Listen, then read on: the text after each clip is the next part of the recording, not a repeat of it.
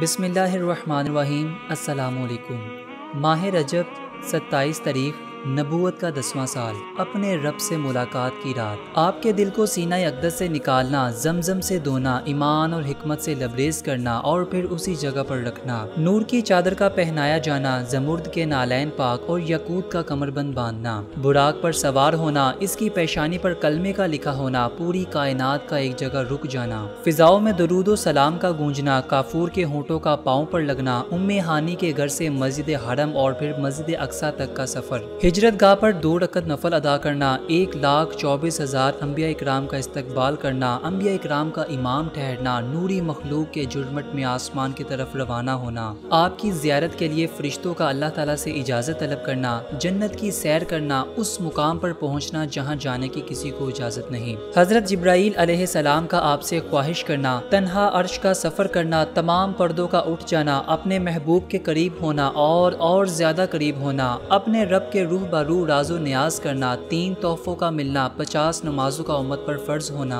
50 سے 5 تک کا سفر اور 5 سے 50 تک کے ثواب کا فرق، واپس زمین پر تشریف لانا، مقام روحا پر پانی کے پیالے سے پانی پینا، اونٹ سے گر کر ایک شخص کے ہاتھ کا ٹوٹ جانا، اپنے سفر کے متعلق لوگوں کو آگاہ کرنا اور لوگوں کا آپ سے سفر کے متعلق سوالات پوچھنا، کوئی ایمان لایا، کسی نے مذاق اڑایا تو کسی نے اس رات کے واقعے کے حق ہونے پر گواہی دی، اور اب یہ رات شب معراج کے نام سے جانی جاتی ہے۔ دوستو، آج کی ویڈیو میں ہم شب معراج کے واقعے پر تفصیل سے بات کریں گے۔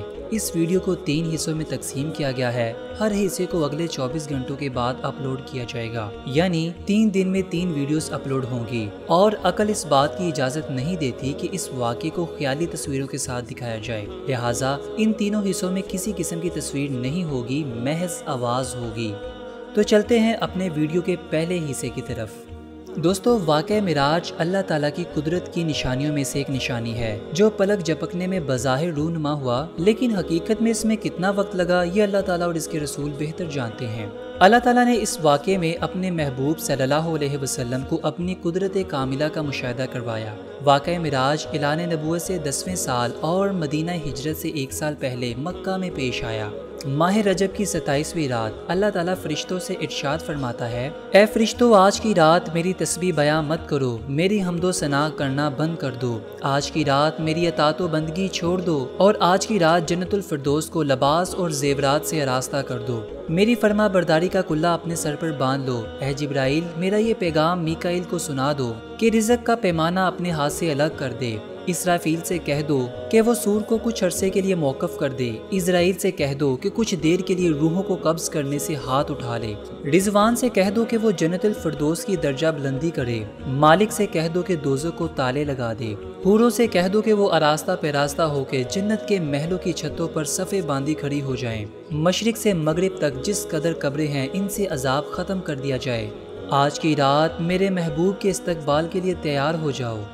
پھر اللہ تعالیٰ نے فرمایا، اے جبرائیل، اپنے ساتھ 70,000 فرشتے لے جاؤ۔ حکم الہی سن کر جبرائیل علیہ السلام سواری لینے جنت میں جاتے ہیں۔ آپ نے ایسی سواری کا انتخاب کیا جو آج تک کسی شہنشاہ کو بھی میسر نہ ہوئی ہو، میسر تو دور کی بات کسی نے دیکھی تک نہ ہوگی۔ اس سواری کا نام براق ہے، اور آپ صلی اللہ علیہ وسلم سے پہلے براق پر کوئی سوار نہیں ہوا۔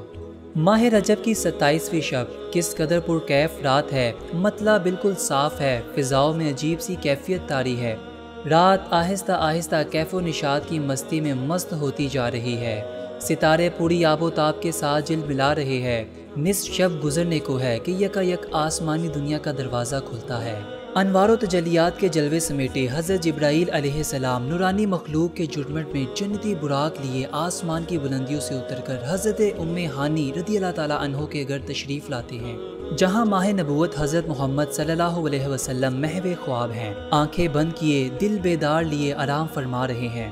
حضرت جبرائیل علیہ السلام ہاتھ باندھ کر کھڑے ہیں اور سوچ رہے ہیں کہ اگر آواز دے کر جگایا گیا تو بے ادبی ہو جائے گی، فکر مند ہے کہ آپ صلی اللہ علیہ وسلم کو کیسے بیدار کیا جائے۔ اسی وقت حکم ربی ہوتا ہے، اے جبرائیل میرے محبوب کے قدموں کو چوم لے تاکہ تیرے لبوں کی ٹھنڈک سے میرے محبوب کی آنکھیں کھل جائیں۔ اسی دن کے واسطے میں نے تجھے کافور سے پیدا کیا۔ حکم سنتے ہی جبرائیل علیہ السلام آگے بڑھے اور اپنے کافوری ہونٹوں سے محبوب دو عالم صلی اللہ علیہ وسلم کے پائے ناز سے مس کیے۔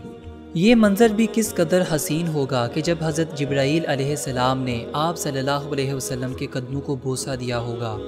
حضرت جبرائیل علیہ السلام کے ہونٹوں کی ٹھنڈک پا کر حضور صلی اللہ علیہ وسلم بیدار ہوتے ہیں اور دریافت کرتے ہیں، اے جبرائیل کیسے آنا ہوا؟ عرض کرتے ہیں، یا رسول اللہ صلی اللہ علیہ وسلم، خدائے بزرگ و برتر کی طرف سے بلاوے کا پروانہ لے کر حاضر ہوا ہوں۔ یا رسول اللہ صلی اللہ علیہ وسلم، اللہ تعالیٰ آپ کی ملاقات کے مشتاق ہیں۔ حضور صلی اللہ علیہ وسلم تشریف لے چلیے۔ زمین سے لے کر آسمان تک ساری گزرگاہوں پر مشتاق دیدار کا ہجوم ہاتھ باندھے کھڑا ہے۔ چنانچہ آپ صلی اللہ علیہ وسلم نے سفر کی تیاری شروع کی۔ اس موقع پر حضرت جبرائیل علیہ السلام نے آپ کا سینہ مبارک چاک کیا اور دل کو دھویا۔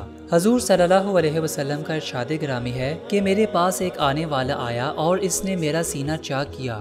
سینہ چاک کرنے کے بعد میرا دل نکالا، پھر میرے پاس سونے کا ایک تشتر لایا گیا جو ایمان اور حکمت سے لبریز تھا۔ اس کے بعد میرے دل کو دھویا گیا، پھر وہ ایمان اور حکمت سے لبریز ہو گیا۔ اس قلب کو سینہ اقدس میں اسی جگہ پر رکھ دیا گیا۔ حضرت جبرائیل علیہ السلام نے آپ کو نور کی ایک چادر پہنائی، زمرد کے نالین پاک آپ کے پاؤں میں زیب تن فرمائے، یاقوت کا کمر بند باندھا۔ حضور صلی اللہ علیہ وسلم براق کا حلیہ بیان کرتے ہوئے ارشاد فرماتے ہیں، سینہ سرخ یاقوت کی مانند چمک رہا تھا، اس کی پشت پر بجلی کھونتی تھی، ٹانگیں سبز زمرد، دم مرجان، سر اور اس کی گردن یاقوت سے بنائی گئی تھی۔ بہشتی زین اس پر کسی ہوئی تھی جس کے ساتھ سرخ یاقوت کے 2 رکاب آویزہ تھے۔ اس کی پیشانی پر لا الہ الا اللہ محمد رسول اللہ لکھا ہوا تھا۔ چند لمحوں بعد وہ وقت بھی آ گیا کہ آپ صلی اللہ علیہ وسلم براق پر تشریف فرما ہو گئے۔ حضرت جبرائیل علیہ السلام نے رکاب تھام لی، حضرت میکائیل علیہ السلام نے لگام پکڑی، حضرت اسرافیل علیہ السلام نے زین کو سنبھالا، اور اس رات 80,000 فرشتے حضور صلی اللہ علیہ وسلم کے دائیں طرف اور 80,000 بائیں طرف تھے۔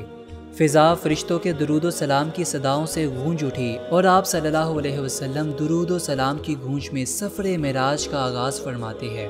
اس واقعے کو قرآن مجید میں اللہ تعالیٰ نے اس طرح بیان فرمایا، وہ ذات ہر نقص اور کمزوری سے پاک ہے جو رات کے تھوڑے سے حصے میں اپنے بندے کو مسجد حرم سے مسجد اقصیٰ تک لے گئی، جس کے گرد و نواح کو ہم نے بابرکت بنا دیا تاکہ ہم اپنے بندے کامل کو اپنی نشانیاں دکھائیں۔ آپ صلی اللہ علیہ وسلم نہایت شان و شوکت سے ملائکہ کے جلوس میں مسجد حرم سے مسجد اقصیٰ کی طرف روانہ ہوتے ہیں۔ یہ گھڑی کس قدر دل نواز تھی کہ جب مکان سے لا مکان تک نور ہی نور پھیلا ہوا تھا، سواری بھی نور، سوار بھی نور، براتی بھی نور، دلہا بھی نور، میزبان بھی نور، مہمان بھی نور۔ نورانیوں کی یہ نوری برات فلک بوس پہاڑوں، بے آب و گیا ریگستانوں، گھنے جنگلوں، چٹیل میدانوں، سر سبز و شاداب وادیوں، پرخطر ویرانیوں سے سفر کرتی ہوئی وادی بطحا میں پہنچی جہاں کھجوروں کے بے شمار درخت ہیں۔ حضرت جبرائیل علیہ السلام عرض کرتے ہیں کہ رسول صلی اللہ علیہ وسلم یہاں اتر کر 2 رکعت نفل ادا کیجیے، یہ آپ کی ہجرت گاہ مدینہ طیبہ ہے۔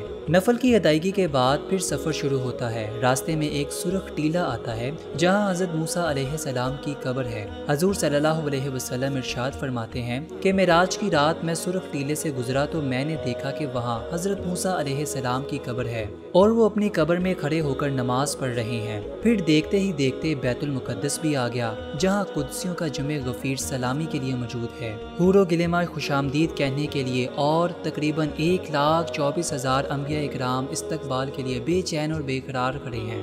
حضور صلی اللہ علیہ وسلم اس مقام پر تشریف فرما ہوئے جسے بابا محمد صلی اللہ علیہ وسلم کہا جاتا ہے۔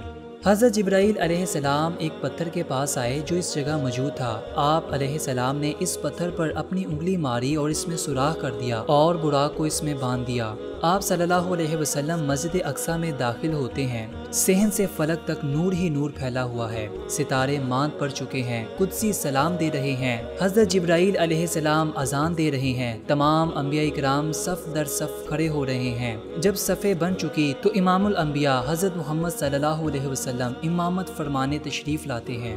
تمام انبیاء اکرام آپ صلی اللہ علیہ وسلم کی اقتدار میں 2 رکعت نماز ادا کر کے اپنی نیاز مندی کا اعلان کرتے ہیں۔ ملائکہ اور انبیاء اکرام سب کے سب سر تسلیم خم کیے ہوئے کھڑے ہیں۔ بیت المقدس نے آج تک ایسا دل نواز منظر اور روح پرواہ سما نہیں دیکھا ہوگا۔ درود و سلام سے فضا ایک مرتبہ پھر گونج اٹھی اور آپ صلی اللہ علیہ وسلم نورانی مخلوق کے جرمٹ میں آسمان کی طرف روانہ ہوتے ہیں۔